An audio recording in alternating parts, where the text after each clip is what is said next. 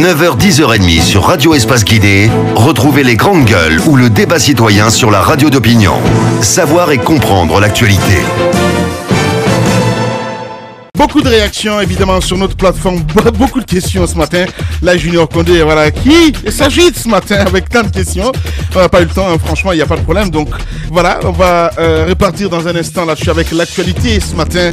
On le disait tantôt, une nouvelle attaque de coupeurs de route. Hein, ça s'est passé à 3h du matin. Plusieurs véhicules sur l'axe Koya-Conakry à hauteur de Bentouraya. Qu'est-ce qui s'est-il passé? Notre reporter maison, il est avec nous, Chérif Diallo. Bonjour Chérif. Allez, le micro n'est pas activé, hein, je comprends pas. Bonjour. Bonjour Lamine et bonjour à tous nos auditeurs. Alors Chérif, vous étiez du convoi qui a essuyé cette attaque à hauteur de Kagbele ou Bentouraya, on ne sait plus, mais c'est quand même à la périphérie de Conakry. Des coupeurs de route ont sévi à nouveau, ont tenu des véhicules en respect. Expliquez-nous, racontez-nous, qu'est-ce qui s'est passé? Effectivement, Aboubakar, merci beaucoup pour la question et pour l'opportunité. Ces événements se sont déroulés entre 3h du matin et 4h à Kabele. Est-ce que vous voyez, on venait à côté de l'usine Topage. Il y a une route qui est là, qui n'est pas du tout facile à traverser. Elle est dégradée. Il y a un camion qui était stationné au bord de la route. Il y avait des gens qui étaient arrêtés à côté de ce camion. Ils donnaient l'impression, je sais pas, soit c'était des passagers ou en tout cas des apprentis. Et voilà, il y avait des secousses auprès du camion. Donc, ils ont arrêté là-bas 6 taxis. 6 taxis qu'ils ont dépouillés d'assez de contenu qui était dans ces véhicules et 2 minibus. Et nous, on était la 7e voiture. Vous avez les images, hein, oui, on a les images. On le voit déjà à l'écran, à l'instant T sur Espace TV, allez-y. Vous avez vu le témoignage déjà on a eu le témoignage d'une dame qui a perdu là-bas plus de 5 millions et 3 téléphones portables. C'est une dame qui fait le commerce. Est-ce qu'on a alerté la gendarmerie entre-temps? Oui, effectivement, il y a des barrages partout ici, Lamine. Aujourd'hui, si vous circulez la nuit, vous allez constater que partout, il y a des gendarmes et des policiers qui sont arrêtés tout au long de la route. Mais hier, ce qui nous a un peu surpris dans cette situation, c'est qu'il y avait des gendarmes qui étaient stationnés tout près.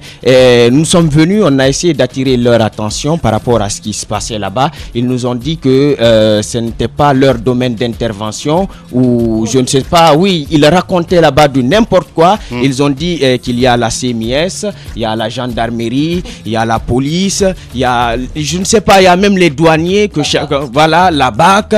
Il y avait des forces de défense et de sécurité là-bas. Moi, à mon avis, je pense que s'il y a un agent de l'État qui porte la tenue, est-ce que vous voyez, militaire ou c'est pas de la gendarmerie, s'il y a un citoyen qui est en danger, il doit venir en aide, il doit protéger ce citoyen, il ne doit pas faire peur à ce citoyen, il doit montrer à ce citoyen qu'il est là pour le protéger. Mais hier, franchement, ils étaient là-bas avec les images, vous allez voir, on les a filmés, ils ne savaient pas que j'étais journaliste parce que je suis venu, j'ai essayé de passer inaperçu.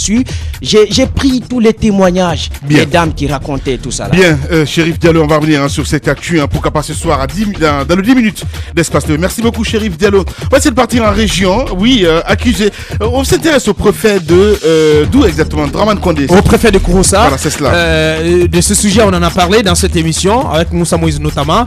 Il y a le président de la République, le chef de l'État, qui est, lors de son dernier passage en Haute-Guinée, il s'était rendu à Kouroussa. Le préfet est apparu ou pas? À Kouroussa, selon nos informations, il aurait promis 50 millions aux chasseurs, aux Donzo, mais aussi à la confrérie des griots de Sandiana. Sandiana, c'est une sous-préfecture de Kouroussa.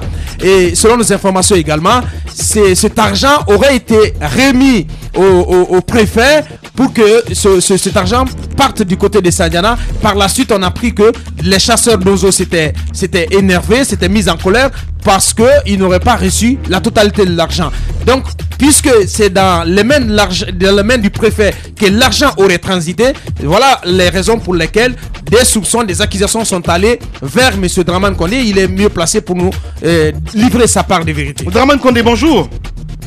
Bonjour, monsieur de Espace FM. Bienvenue sur Espace et chez les GG. On s'intéresse à vous ce matin. Alors, 50 millions de francs donnés aux chercheurs. C'est le président Condé qui l'a donné. Eh bien, vous dites, Nietz, on a donné une fausse information. Quelle est votre part de vérité, monsieur le préfet? Je vous apprends qu'en ce moment, je suis à la résidence de monsieur le gouverneur de Cancan, qu'on a invité à me remettre les reliquats de 20 millions pour Sandiana. Maintenant, là, il vient de me remettre les 20 millions. D'accord. Donc, ça veut dire qu'on n'avait pas menti quand on a dit que dans un premier temps, le sous-préfet avait remis 25 millions aux chasseurs d'oiseaux. Par la suite, 5 millions, donc ce qui faisait 30 millions. Vous confirmez ce matin alors que les chasseurs d'oiseaux n'avaient pas reçu l'inter-totalité de leur argent. Je conteste cette déclaration parce que les chasseurs sont sortis de chez moi avec le sous-préfet et les 30 millions dans leur sac. Ouais. Donc c'est des accusations de votre informateur. C'est faux et c'est archi faux, je conteste. Bien. Allez-y, Moussa Moïse. Pourquoi est-ce que vous expliquez que le montant vienne à compte-gouttes? À compte-gouttes, oui, 30, on ne comprend pas. On parle de 20 Comment millions. le chef de l'État peut promettre 50 et que vous donniez 25, ensuite 5, ensuite 20 millions? Mais je vous confirme que c'est faux. Le sous-préfet a quitté de chez moi avec... Il a laissé la décharge de 30 millions avec les chasseurs et les 30 millions dans le sac. Ouais. Monsieur le préfet, monsieur le préfet, pourquoi la volonté de vouloir compléter cet argent finalement à 50 millions? Pourquoi vous n'avez pas remis le montant intégral aux bénéficiaires? Mais je vous apprends que nous sommes le combien aujourd'hui? Nous sommes le 1er aujourd'hui. Effectivement. Son Excellence, Monsieur le Président de la République, a quitté Cancan le 12. Je vous apprends encore que maintenant, Monsieur le Gouverneur a reçu des instructions pour remettre les reliquats de la promesse de son Excellence. Voilà, mais la question qu'on se pose, Monsieur Condé, la question qu'on se pose, pourquoi compléter cet argent si le président n'a pas donné 50 millions? Pourquoi compléter? Pourquoi vous cassez la tête à dire il faut qu'on complète à 50 millions finalement? Absolument.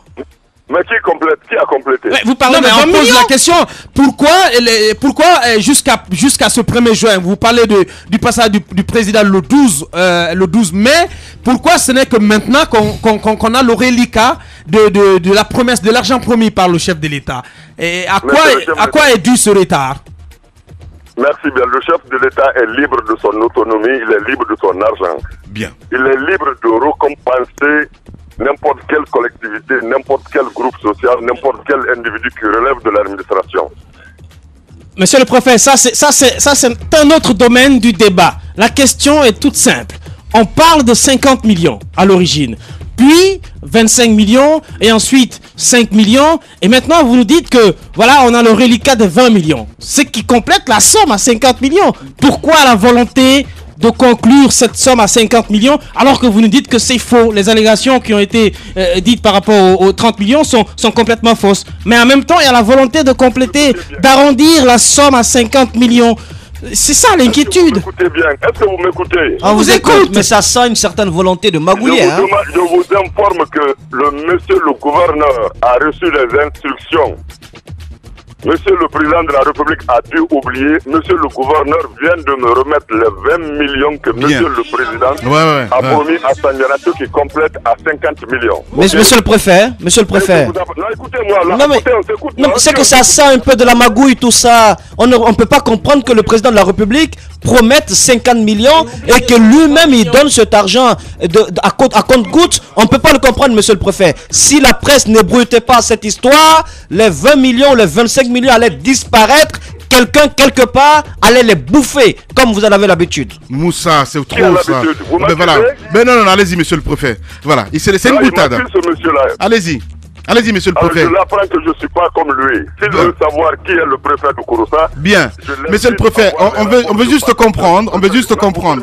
Monsieur Condé, on va s'écouter. C'est très important. Oui, on va s'écouter. Il pose la question à savoir, le président n'aurait pas donné les 50 millions. Vous vous êtes dit, parce que je suis gentil, je vais essayer de passer, je vais essayer de payer les 50 millions. Eh ben, comment expliquez-vous cela, que le président avait donné 30 et là vous avez 20 millions, vous l'avez dit ce matin? Parce que, tout simplement, du côté de Kouroussa ou du côté d'où, je ne sais, il y a un bon samaritain. Vous dites non, mais putain, excusez-moi, parce que on a ébruité ça dans la presse et puis on se dit quelque part qu'il faut compléter à 50 millions. Non. Je peux parler? Vous pouvez écouter ma réponse? Allez-y. Alors, je vous apprends que c'est hier nuit que monsieur le gouverneur a eu les instructions de qui de droit pour remettre les 20 millions reliquats que son excellence aurait promis à Sandiana. C'est pas le préfet qui rembourse. Et si vous voulez savoir qui est ce préfet, écoutez-moi, si vous voulez savoir qui est ce préfet, renseignez-vous sur le rapport de passation. Bien. À Kindia et sur le rapport de passation à Kindia. Brahman Condé, merci beaucoup, monsieur le préfet, en tout cas, d'avoir accepté. Non, écoutez, vous permettez? Allez-y.